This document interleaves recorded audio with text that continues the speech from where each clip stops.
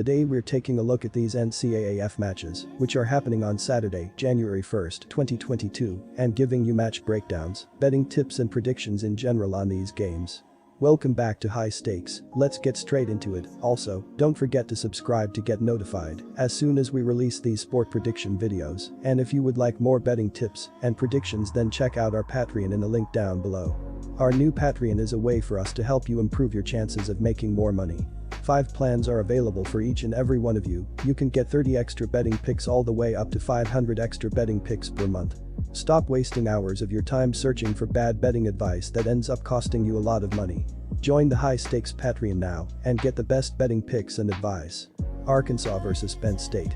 Leading the receiving output in the game was senior wide receiver Jahan Dotson, who finished with 8 receptions for 137 yards and a pair of touchdowns in the game, and was one of 4 players with at least 4 catches and 30 yards. Dotson will miss this game as he prepares for the NFL draft. The defense needs to continue to step up as they are allowing 344 total yards of offense against them and are giving up 16.8 ppg, which is 7th in the nation. They need to continue playing well and forcing punts if they want to win. This is an intriguing matchup. Penn State had a disappointing string of games in Big Ten play and will be eager to compensate with a bowl win. They were involved in several close defeats, losing to Iowa by 3 points and number 2 Michigan by only 4. The Nittany Lions have the better defense in this clash and expect them to contain Arkansas. Razorback star WR Treylon Burks has opted out for this game in preparation for the NFL draft. This is huge as the star has over 1,000 receiving yards. The next closest receiver on the team barely has over 300 yards. Our first betting advice is to pick Penn State Nittany Lions +2. The Razorbacks' defense is solid as well. The only foes they had trouble defending were against the Ole Miss Rebels and Alabama. The pass defense is outstanding, which will be key against a good Nittany Lions passing game. They stand 42nd overall against the pass and 74th against the run. Arkansas is scoring an average of 31.5 points, landing them 44th in the FBS. They are allowing an average of 24 points, placing them 46th overall.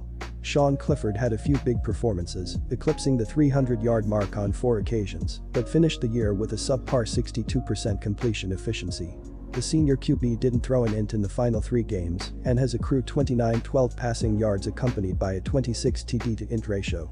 The Penn State running game isn't a threat. They only average just over 100 yards. Rushing leader Kevon Lee's season high was an 88-yard effort and posted a total of 495 yards. They have a big receiving threat led by Jahan Dotson, who collected a remarkable 1182 yards. The senior WR will be drafted this year and won't play in this game. The Penn State offense was frustrating at times and relied heavily on the passing offense. Our second betting advice is to pick under 48.5.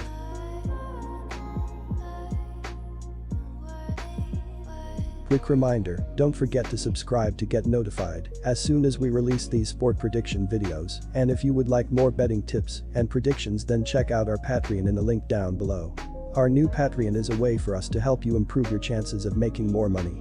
5 plans are available for each and every one of you. You can get 30 extra betting picks all the way up to 500 extra betting picks per month.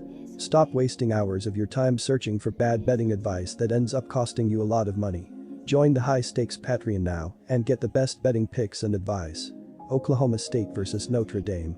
It was a thrilling season for the Oklahoma State Cowboys team and fans.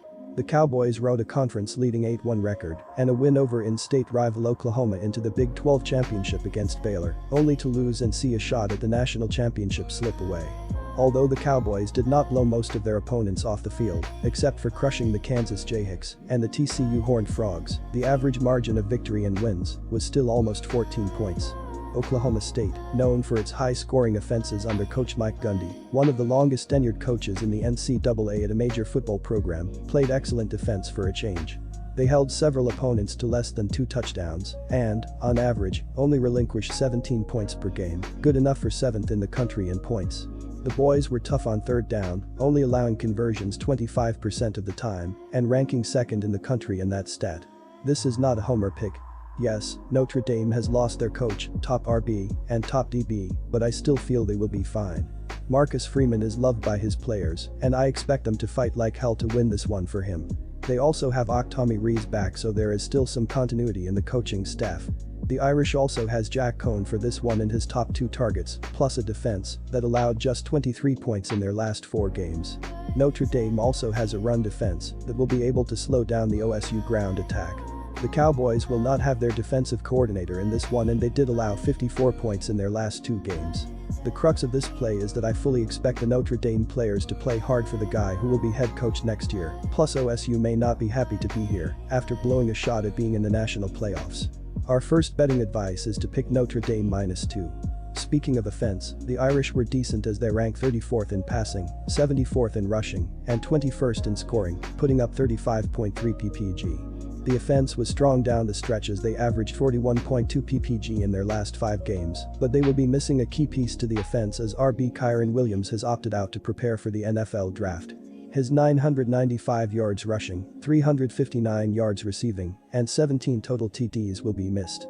Tyler Buchner, 298 yards, 3 TDs, and 24 yards, 2 total TDs, will take over for this one. The Irish still have Jack Cohn for this one, and he had a solid year overall, throwing for 2641 yards with 20 TDs and just 5 ints on the year. Our second betting advice is to pick under 45.5. Kentucky vs Iowa. The defense of the Iowa Hawkeyes has been playing well thus far as they are giving up 19.2 points per game. In their previous game against the Michigan Wolverines, Iowa allowed 42 points on 461 total yards of offense, 250 passing, 211 rushing. The Wolverines were able to go 4 of 10 on 3rd down attempts, but failed to convert on their only 4th down try. The Hawkeyes were also able to force a pair of turnovers, both interceptions. Bowl games can be all about handicapping motivation, which I believe is going to play a big role in the outcome of the Citrus Bowl. Iowa got as high as number 2 in the polls this season, so this is not the type of game that the Hawkeyes were hoping to be playing in. There is no better evidence of this than their star running back choosing to opt out. They already struggled offensively, so Goodson's absence is not going to be easy to overcome. Kentucky put together a strong finish to the regular season, and this is still a prestigious bowl game for this program. The Kentucky Wildcats have been playing well on the defensive side of the field as they are allowing 22.1 points per game. In their previous game against the Louisville Cardinals, Kentucky gave up 21 points on 352 total yards of offense, 208 passing, 144 rushing. The Cardinals were able to run for 4.6 yards per rushing attempt, but were just 3 of 10 on 3rd down attempts and 0 of 2 on 4th down tries. Our first betting advice is to pick Kentucky -3. Number 15 Iowa looked like a potential college football playoff contender early in the season. The Hawkeyes won their first 6 games of the year, including wins over then number 17 Indiana and then number 9 Iowa State in their first 2 games. They added a win at home over then number 4 Penn State in week 6, which was the biggest game of the week. However, Iowa, which had jumped to number 2 in the polls, proceeded to lose consecutive games against Purdue and Wisconsin to dash any chances of making the CFP. The Hawkeyes did respond with 4 straight wins to earn an appearance in the Big Ten title game, but they were blown out by number 2 Michigan in a 42-3 final. Number 22 Kentucky got off to one of the best starts in program history, winning its first 6 games of the season. The Wildcats knocked off then number 10 Florida and LSU in back-to-back games. They had their perfect season dashed in a 30-13 loss at then number 1 Georgia in mid-October. Kentucky proceeded to lose its next 2 games as well, falling to Mississippi State and Tennessee. The Wildcats bounced back with a 3-game winning streak to close the regular season, including a 52-21 blowout at rival Louisville, to cap off another successful season under Mark Stoops. Our second betting advice is to pick over 44.